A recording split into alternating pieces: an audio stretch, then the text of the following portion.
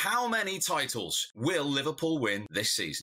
I'm saying they're coming away with 0 this year. This is a great, talented squad, but I don't see a title this year.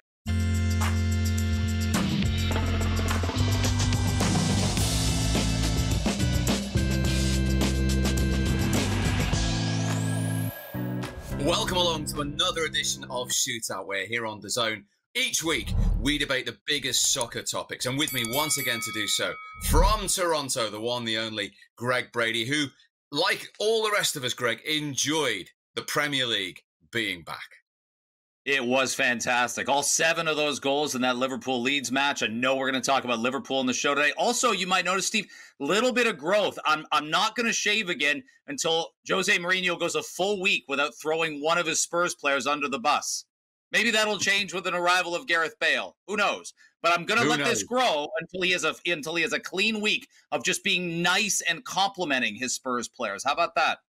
Might be a while before you're reaching for the razors, but we'll keep an eye on that situation. And talking of North London, let's get right into it. Question 1 this week. Is Pierre-Emerick Aubameyang the best Arsenal striker since Thierry Henry?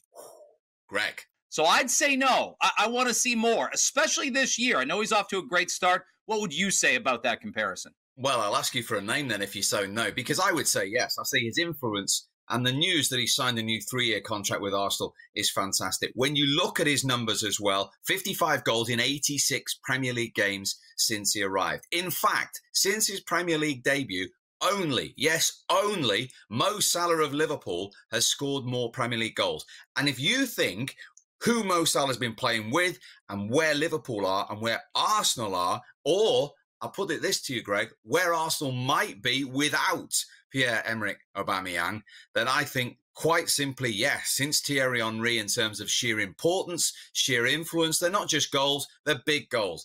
FA Cup semi-final at Wembley, FA Cup final at Wembley, even a Community Shield at Wembley, and he was at it straight away on the opening weekend against Fulham. He's got the armband on. He plays wide a lot of the time as well, let's remember. He's not your traditional number 9 or number 10.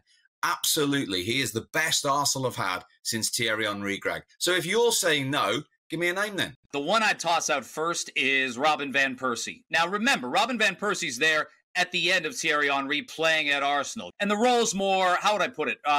Robin to Thierry Henry's Batman, if you will. But when Henry leaves, what happens to him? His last 2 years at Arsenal, he explodes. 81 matches, 59 goals, 48 in the league, and he had a 30-goal campaign. He outscored everybody. Sergio Aguero, Wayne Rooney. He did that in his first solo year, really, as Arsenal's top scoring option. Aubameyang hit 22 last year, 22 the year before, and that's great.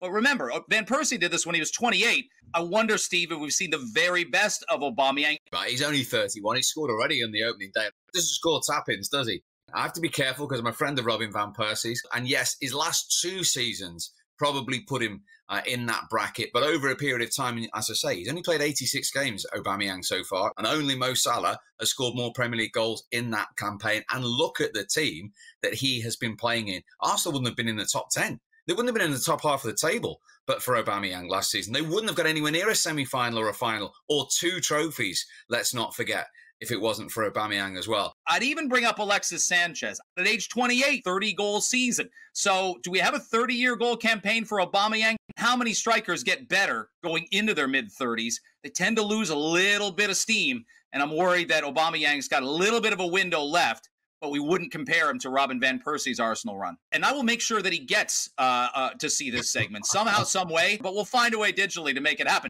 And I love the way that Robin van Persie's your 1 and Alexis Sanchez is your half, because joking apart, for a couple of seasons, he was the best player in the Premier League, Alexis Sanchez. Fantastic. But he didn't do that over a period of time.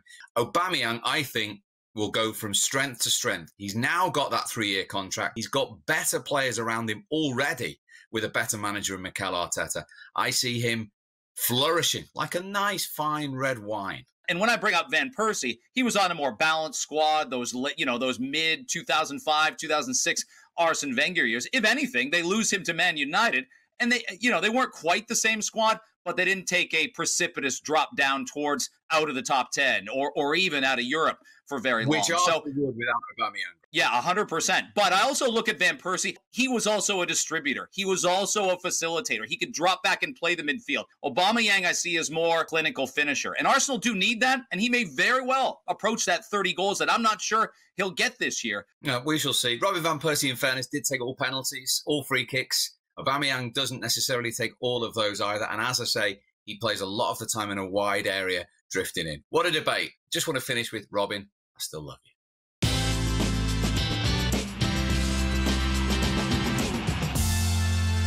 Next up on Shootout, Serie A returns this week on DAZN. So, can Antonio Conte and Inter stop Juve making it the perfect 10? 9 titles in a row for Juventus. What do you think? I'm a big believer in having to see it to believe it. And we haven't seen it in 9 years. So why will this year be any different? And I don't know if it's even as close as it was last year. Obviously, Inter left points on the table, could have done this, shoulda, coulda, woulda. You got to get results at the end of the day. I'm not sure we even have a close Serie A title race, and I think it's Juventus going away. Your thoughts? I'll go against you because I think it was super close last year. And I think, as you say, Antonio Conte, he had to hit the ground running, which Romelu Lukaku certainly did.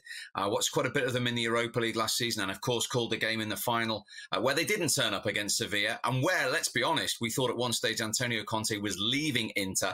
Now I think they seem to have settled that a little bit. He'll look to the likes of Christian Eriksen and Alexis Sanchez to get more support to the likes of Lukaku as well. I think Vidal could come in as well. They were only 1 point behind Juventus last season. Juve, Andrea Pirlo, what a legend, what a player coached by Conte, of course.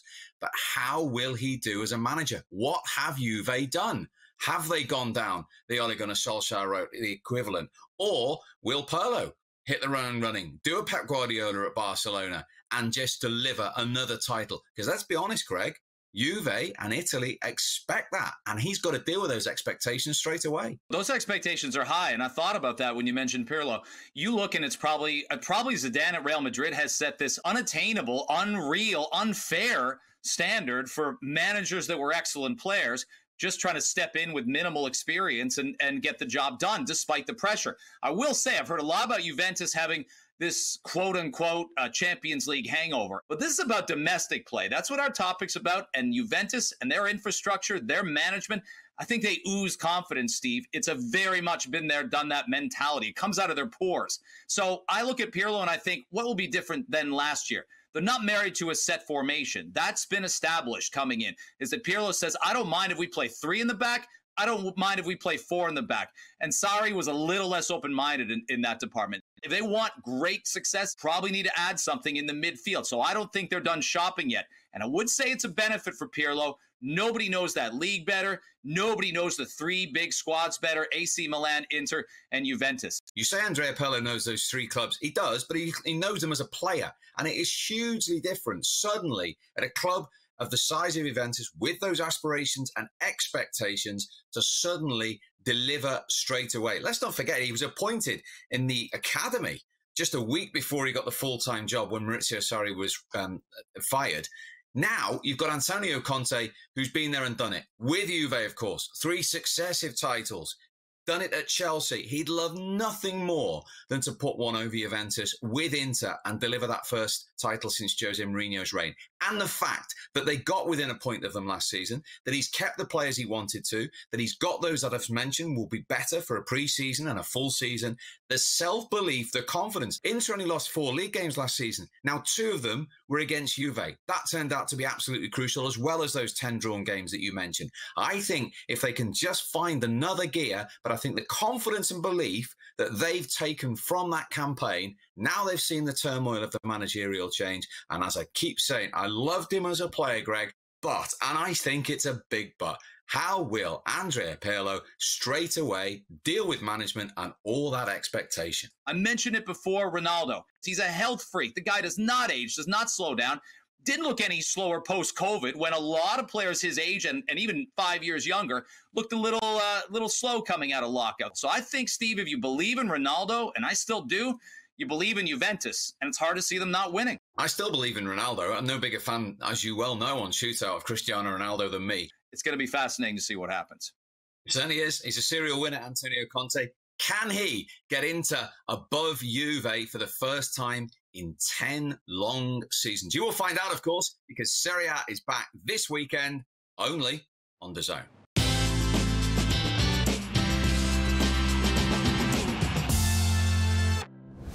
Next up on Shootout, great to have the Premier League back, of course, on DAZN. The champions Liverpool defending their title. So the question is, Greg, how many titles will Liverpool win this season? I'm saying they're coming away with 0 this year. This is a great, talented squad, but I don't see a fit. I don't see a title this year. And history, believe it or not, might back me up when I lay out some of what I'm about to lay out. How many for you? Well, bearing in mind that you said they won the title, how was it? Fortunately, on the last Shootout edition. Perhaps I shouldn't be surprised by that. And, of course, we were asked last week, was it Liverpool or City? You went City, so I have to say Liverpool will win a title, a minimum of the Premier League title, because I'm not saying it will be 18 points clear. Of course it won't be. But let's not forget what these teams have done in the last 2 seasons. As I said last week, 99 points last season. Of course, we don't expect them to hit that. But we're not expecting a 20-point drop-off either. I've spoken to Liverpool supporting friends of mine this week. We haven't done this. We haven't done that. Hang on a sec, guys. You've still got every single player, bar Adam Lallana, who was part of that squad who set record after record after record last season, who have that unbelievable ability and winning mentality. I've mentioned 2 young players, and I don't like normally doing this because you heap pressure, but just watch out for Curtis Jones and Neco Williams this season, because Jurgen Klopp is huge fans of them. And because of what's happened with COVID, etc., I think they're going to get more games than perhaps they would have done pre-COVID and perhaps before budgets weren't quite as big as they were. But I do still expect them as well in the transfer market to move a few players out and get at least one in before the window shuts. And I still say Liverpool win the league. As for anything else, anything can happen in the cup competitions. But yes, 0, Greg? Come on then. Tell me why they won't win anything. It mentioned that F-word fortunate that I've been taking some stick for. Tell me what you saw Saturday. Were they fortunate or were they just plain lucky? They were lucky to beat Leeds. They weren't the better squad. It's one game. I know, but a big 3 points. And they got a ton of those 3-pointers on Saturday afternoons all year long, pre-COVID, post-COVID. It's a great squad. I'd be shocked if they weren't competing for the title. I'd be shocked, as I said last week, if they were outside the top 3. But that win was a gift from the football gods on Saturday, who should have been watching other matches. Why can't the gods help Fulham out once in a while? Why can't they help Southampton out a little bit more? Liverpool doesn't need the help. So I look and I say, goalkeeping. Obviously, Alisson's got a tremendous reputation. That's not a strong start to the season. Where was Virgil van Dijk on Saturday? Virgil van Dijk.